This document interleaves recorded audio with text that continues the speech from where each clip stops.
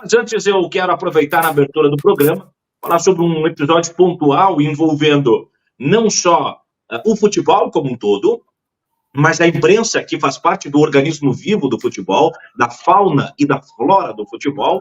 E hoje não é tão comum, o Léo, que é jornalista, o Gola, o pessoal que nos acompanha, vai lembrar talvez de uma profissão aí, de uma função dentro do jornalismo chamada ombudsman, né? Era aquele cara dedicado dentro do próprio veículo para ver os pontos frágeis em tom crítico do veículo. Eu muitas vezes me coloquei como um ombudsman voluntário, né? Eu não era pago por veículo nenhum, mas sempre me achei na necessidade de fazer críticas às estruturas do jornalismo, porque penso, como profissional de comunicação, que quando a gente quer respeito e moral dentro do nosso viés profissional, a gente tem que se valer. Para a Polícia Militar exigir respeito e educação, ela tem que se portar conforme o braço de segurança pública. Para os políticos não ficarem com fama de corruptos, porque tem muito político que é bom, eles têm que moralizar. Eles têm que começar a revolução de dentro para fora. Eles têm que começar acertando o pé direito da casa para poder exigir respeito da sociedade. Para os médicos não serem encarados como aqueles que são arrogantes, pseudos-deuses, eles precisam se humanizar como grupo profissional, para depois vir para fora e exigir isso da sociedade. Não é diferente para o profissional de imprensa. O profissional de imprensa, muitas vezes, ele tem méritos e benefícios de ser o pilar e último pilar de sustentação do Estado democrático de direito e da liberdade.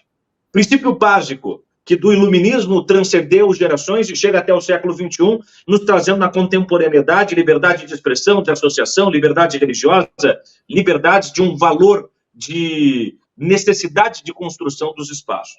Mas essa mesma imprensa, que por vezes é super poderosa e faz isso de uma maneira corrupta, ela também tem dentro das suas entranhas algumas premissas, alguns valores que são inegociáveis e que não podem ser feridos conforme a vontade de qualquer um de nós.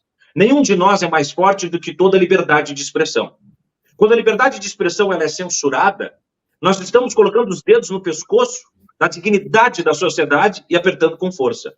Mas quando isso vem a partir de personagens, isso fica muito ou às vezes mais grave do que quando é uma turba nas novas culturas de cancelamento da internet.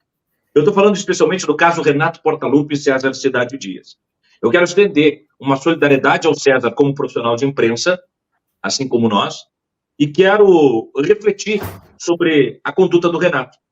Renato Portaluppi é um personagem que talvez tenha ganhado uma cápsula tão forte, tão grande, uma película tão grande na história do futebol, que por vezes talvez ele não tenha consciência e não reflita sobre o peso das suas palavras. Renato é mais forte do que muito veículo. Quando ele diz assim, não, mas tem veículo que bate, tem jornalista que bate, como se o microfone do lado de cá sempre fosse uma metralhadora. Mas, Renato, toda vez que você tem um microfone apontado para você, você tem um peso maior, porque você tem opinião pública. O jornalista, via de regra, ele é o outsider, o inimigo geral da nação. Assim tem sido construída uma narrativa, especialmente por desgovernos que há pouco encontraram no jornalismo seu inimigo, e via de regra o jornalismo tem que ser inimigo de governos, porque afinal de contas publicar aquilo que as pessoas não querem que seja publicado é o jornalismo, o resto é balcão de secos e molhados, é publicidade. E o direito de expressão do César Cidade Dias não pode ser defenestrado em argumento de fragilidade do ego de Renato. Só tem algo mais frágil do que o cristal, é o ego. O ego de pessoas ególatras. Renato Portaluppi é egocêntrico. Mas ele é egocêntrico porque é a sua personalidade. Assim como o Romário, assim como o Ibrahimovic, assim como os grandes marretos Cristiano Ronaldo, os marretos do futebol, o Renato faz parte desse folclore. Eu acho que isso é bacana.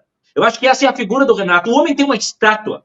O homem tem uma história como técnico, como jogador, como entidade, como gestor do Grêmio, muitas vezes. Mas não legitima, Renato, que você use de mágoas e ranços pessoais para atacar no profissional toda uma categoria. Você tem que ter mais responsabilidade, Renato. Porque se você exige responsabilidade da análise, ou do César, ou de qualquer um de nós, você precisa ser responsável na maneira com que você debate isso. Você teria total legitimidade se dissesse que não concorda com as opiniões de César. Que você acha que César ou qualquer outro não estão condizendo com a verdade porque o seu ponto de vista é tal. E dentro dos relativismos possíveis, numa visão sofística da verdade, tudo certo. Agora, atacar o pessoal, falar sobre as conquistas ou as não conquistas da carreira, da trajetória, é tão baixo que não cabe a um homem que está eternizado em bronze, Renato. Você precisa ter mais responsabilidade. E aqui eu faço um pedido e também lhe oriento, Renato. Tenha compromisso com a palavra. Você tem um tamanho maior do que você sabe que tem, do que você percebe que tem. Bater num profissional de imprensa é, de alguma maneira, fragilizar o Estado democrático de direito.